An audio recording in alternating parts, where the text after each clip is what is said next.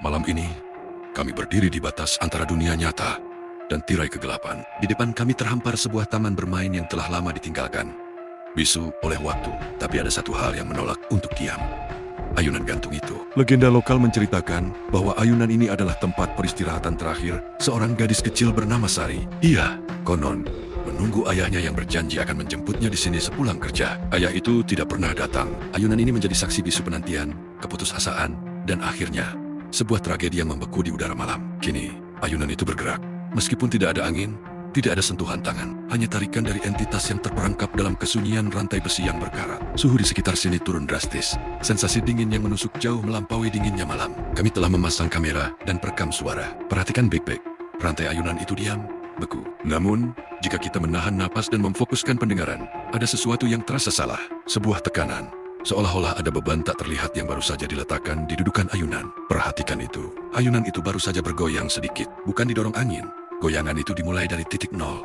Perlahan, seperti didorong oleh dorongan yang terukur. Rasanya seperti ada seseorang yang sedang duduk di sana, berusaha mendapatkan momentum. Tapi, tidak ada siapa-siapa, hanya kayu usang dan rantai yang merintih. Saat ayunan itu mulai bergerak semakin tinggi, kami mulai mendengar suara. Awalnya, samar.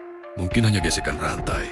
Anda mungkin berpikir, tapi saat kami memutar ulang rekaman, di antara bunyi gesekan logam itu, terdengar suara yang lembut, seperti rintihan, atau lebih tepatnya, tawa yang sangat pelan, sangat dingin, khas seorang anak kecil. Kami mencoba berkomunikasi. Kami memanggil nama Sari. Apakah kamu ada di sini, Sari?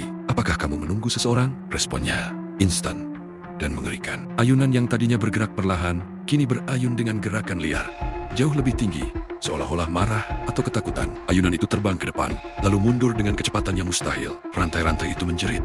Udara di sekitar kami bergetar. Kemudian, tiba-tiba, semua berhenti. Ayunan itu kembali diam, menggantung tak bergerak seperti patung. Namun, kali ini, ada yang berbeda. Ketika senter kami menyapu, kami melihat sehelai kain tipis, mungkin kain katun usang, tersangkut di salah satu rantai. Ini bukan milik kami.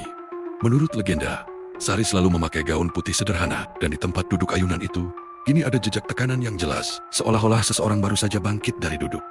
Kami tidak melihat penampakan yang jelas, tetapi sensasi kehadirannya, kesedihannya, dan kemarahannya memenuhi setiap inci ruang di bawah pohon beringin ini. Misteri ayunan gantung ini bukan sekadar cerita seram. Ini adalah pengingat akan janji yang dilupakan, penantian yang abadi, dan jiwa yang masih mencari ketenangan di tempat ia terakhir merasa ditinggalkan. Ayunan itu mungkin kosong di mata kita, tapi bagi Sari itu adalah tempat duduknya, tempat ia terus menanti di antara kegelapan dan rintihan.